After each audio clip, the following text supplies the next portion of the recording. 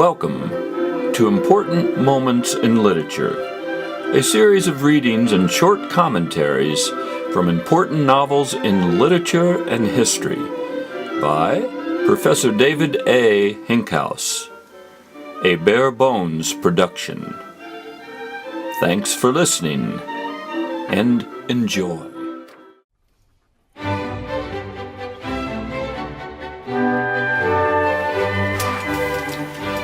Hello.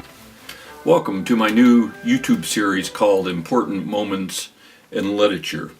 I have a quick question for you.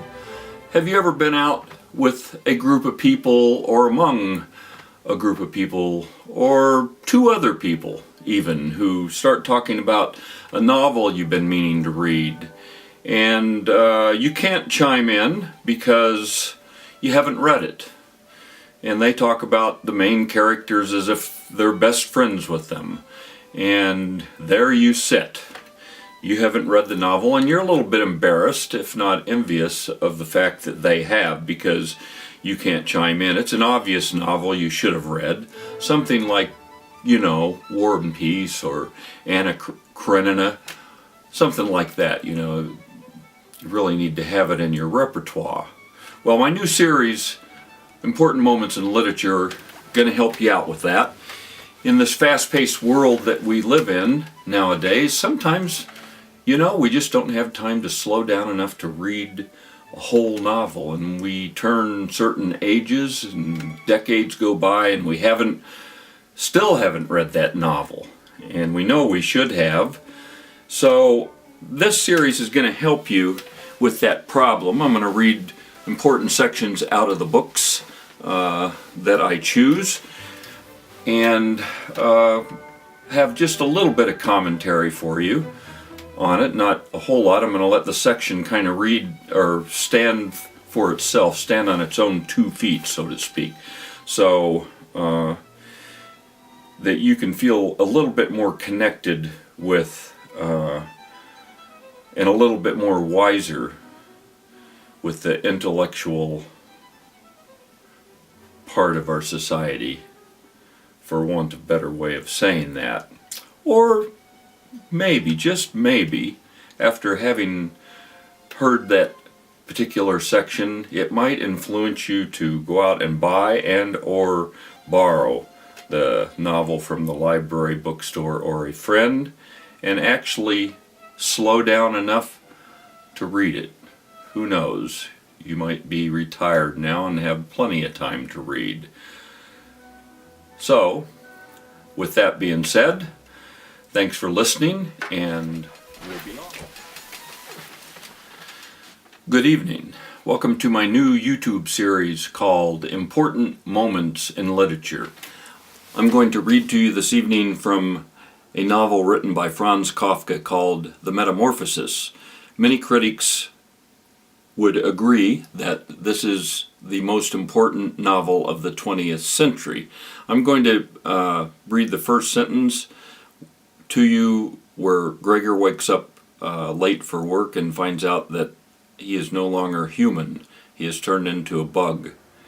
And skip down a little bit and aim you in the direction that Kafka aims Gregor in his relationship with his family, his father in particular, his boss in his job, and not the least important, himself in his pursuit of happiness.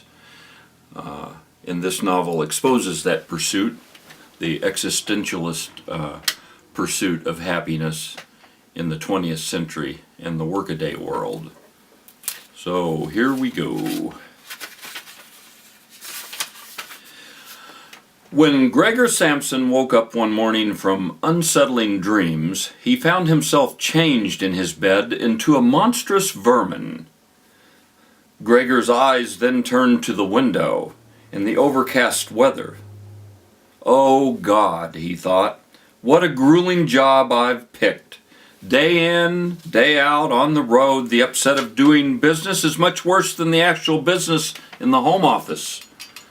And besides, I've got the torture of traveling, worrying about changing trains, eating miserable food at all hours, constantly seeing new faces, no relationships that last, or get more intimate. To devil with it all, he felt a slight itching up on top of his belly, shoved himself slowly on his back closer to the bedpost so as to be able to lift his head a little better. Found the itchy spot studded with small white dots which he had no idea what to make of, and wanted to touch the spot with one of his legs, but immediately pulled it back, for the contact sent a cold shiver through him. He slid back again into his original position. This getting up so early, he thought, makes anyone a complete idiot. Human beings have to have their sleep. Other traveling salesmen live like harem women.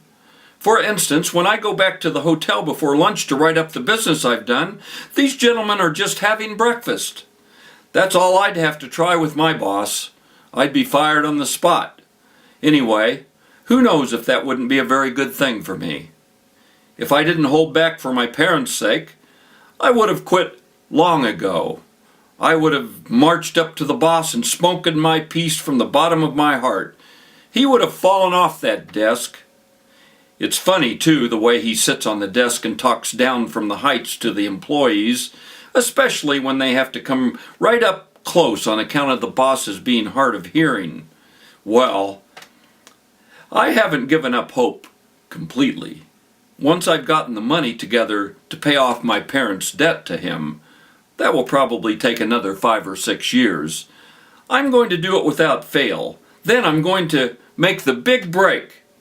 But for the time being, I'd better get up, since my train leaves at 5. And he looked over at the alarm clock, which was ticking on the chest of drawers. God almighty, he thought it was 6:30. The hands were quietly moving forward. It was actually past the half hour. It was already nearly 1:45. Could it be the alarm hadn't gone off? You could see from the bed that it was set correctly for 4 o'clock. It certainly had gone off, too. Yes, but was it possible to sleep quietly through a ringing that made the furniture shake? Well, he certainly hadn't slept quietly, but probably all the more soundly for that. But what should he do now? The next train left at 7 o'clock. To make it, he would have to hurry like a madman. And the line of samples wasn't packed yet, and he himself didn't feel especially fresh and ready to march around. And even if he did make the train, he could not avoid getting it from the boss, because the messenger boy who had been waiting at 5 o'clock and would have long ago reported his not showing up. He was a tool of the boss, without brains or backbone. What if he were to say he was sick?